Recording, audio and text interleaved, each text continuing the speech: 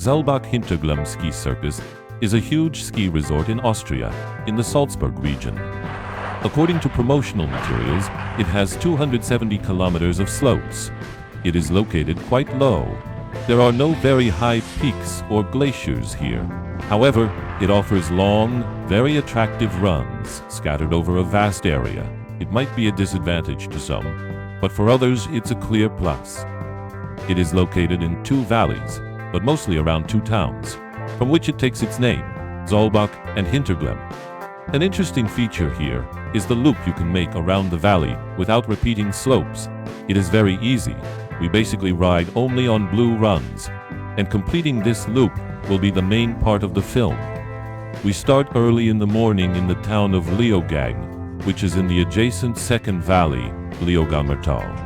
This fairly developed branch is not part of the loop, because, apart from the main area, the resort's slopes spread into quite extensive branches. Here, for example, from the peak of Kleiner Assitz, there are two runs 4 to 5 kilometers long, with a vertical drop exceeding a kilometer. In the main part, they are blue, but they also have branches and variations, both red and even black. A glance at the trail numbering already shows how enormous this resort is. For easier navigation, it's also divided into 9 zones, labeled with letters of the alphabet. In general, the trail signs and information boards are very clear here, and navigating the resort is not difficult, even in fog. We say goodbye to the Leogang Valley and move deeper towards the center of the resort. We pass a few shorter perpendicular runs, some blue, some red, because these two hills alone, frankly speaking, it has more to offer than a lot of whole ski resorts. Here, we cross the ridge separating the two valleys of the resort. Technically, we should go right, west, towards the town of Saalbach. But let's turn left for a moment. Here is trail number 168. It's a very long blue one, from which you can't return by lift. But you can cross to the other side, to the lift in the Zell am See resort. Unfortunately, it's not a snowmaking priority, and is sometimes closed. So, we continue on trail 169 to the same place we would reach by other variants from Grosser Assitz. For example, trail 163, 162. We continue the descent now. After a moment, we arrive at the mid-station of the gondola, doubled with chairlifts. And here we are essentially on the loop mentioned at the beginning of the film. We head up to Winterkarkogel. It's not high, but, as I mentioned, the peaks here aren't particularly tall.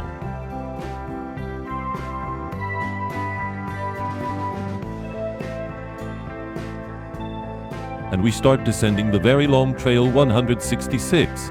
It leads all the way to the town of Saalbach, and has a total length, at the bottom combined with trail 151, or 152, of 4.5 kilometers. We descend more than 850 meters.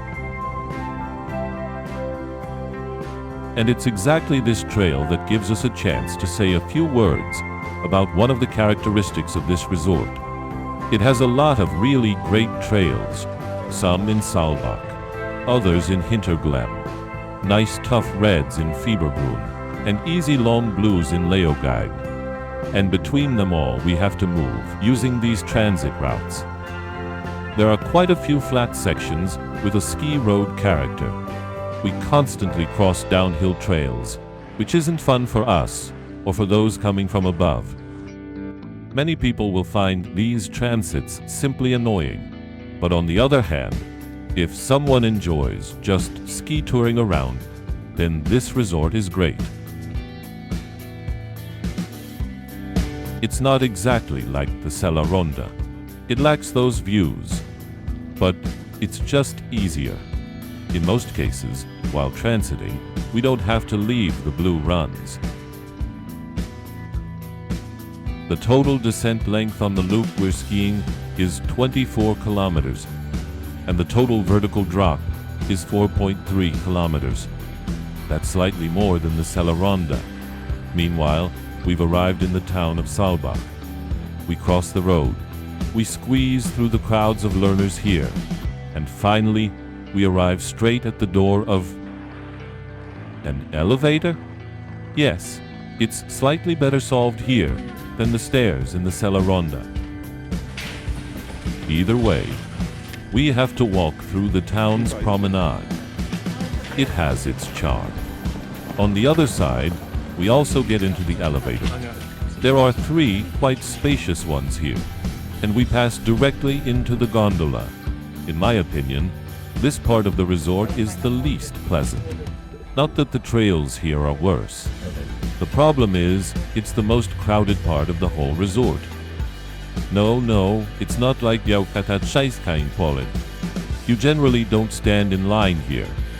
Well, sometimes there's a short wait, 2-3 minutes. But we have 70 lifts here, of which 11 are gondolas. In all of Poland, we have 5.5 gondolas. From Bernkogel, we get a series of short descents and climbs. It's a very pretty, but probably the most annoying section. From the Reiterkogel summit, a red trail and gondola branch off to the side. Here begins the large Fieberbrunn branch, once a completely separate resort known for its free ride trails. Of course, regular skiers will find plenty to do there too. However, this region is clearly more difficult than the rest of the resort. Red trails dominate here. We won't go there in this film. Let's take a moment to talk about ski passes. Of course, we can buy a pass just for this resort. However, if we're skiing for 5 days a week, it's worth considering expanding the offer and getting the only slightly more expensive Alpine card. It also gives access to skiing in the Zell am See resort. But what may be even more interesting, we can choose one sunny day and spend it on the Kitzsteinhorn Glacier, which will probably get a separate film. And if we really want to go all out, for again just a bit more, we can get the Super Ski card. And that gives access to almost 3,000 kilometers of ski runs across the region. But let's get back to the slopes. Meanwhile, we've reached Zone C. Let's call it the 50s, because that's how the trails here are numbered. It's usually a bit quieter here. This is the final part of the valley, kind of off to the side. From the top, several blue and red trails lead down, and a section of black. You can stop here for a moment and do a few runs from the top to the bottom of the valley. These descents have about 850 meters of vertical difference. And, well, they're very nice. And since it's a less transit-heavy area, even with slightly worse weather in the afternoon, they're not as worn out. Either way, whether we're coming from the top or continuing the loop, we reach the bottom. At an old-type gondola that crosses the road. We'll ride it along a very interesting red run to the other side of the valley, to the top, called 12 Kugel. It's a very nice Zone B. Unfortunately, it gets quite chopped up pretty quickly. Still, it's worth venturing a bit into the side branches here. There are blue and red runs here, although some of the blue ones are a bit steep at times. Eventually, after a long, fairly complex and twisty descent, with many route options at the bottom, we go down to the road in the valley. Here, unfortunately, we carry the skis for a bit and reach a very long gondola with an intermediate station. It takes us to the highest peak in the whole resort, Shad Perkwest.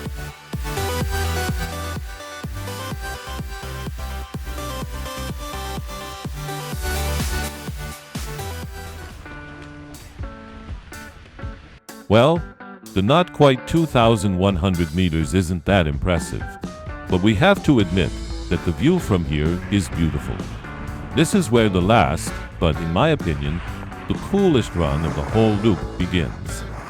Marked first as number 7, then 4, and finally 2A.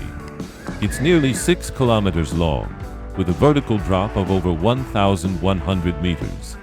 Its difficulty is blue, but there's a catch. More on that in a moment. First, we ride through beautiful high mountain scenery. To the left, we pass a black run, and at the pass, we turn right.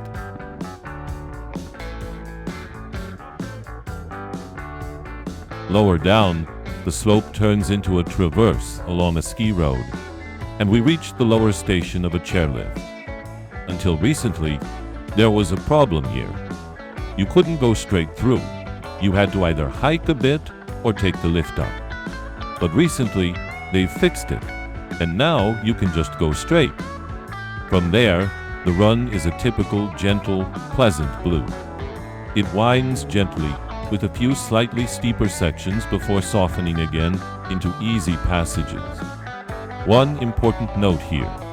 This run is one way in the sense that there's no lift going back up alongside it. In other words, to get back to the top from the end of it, you have to circle half the resort. Eventually, we reach a spot where there's always a bit of a crowd. That's because the final few hundred meters suddenly get steeper. It's a very nice part of the slope, but clearly harder. It might even deserve a red rating. In any case, on warmer afternoons, huge moguls tend to form here. But it's hard for everyone to get here in the morning, precisely because there's no lift going back up along this run. Anyway, we once again reach the bottom station of the gondola that crosses the road, and we're back on the north side of the valley. And at the intermediate station, we close the whole loop. Completing it without side exploration takes around 3 to 3.5 hours.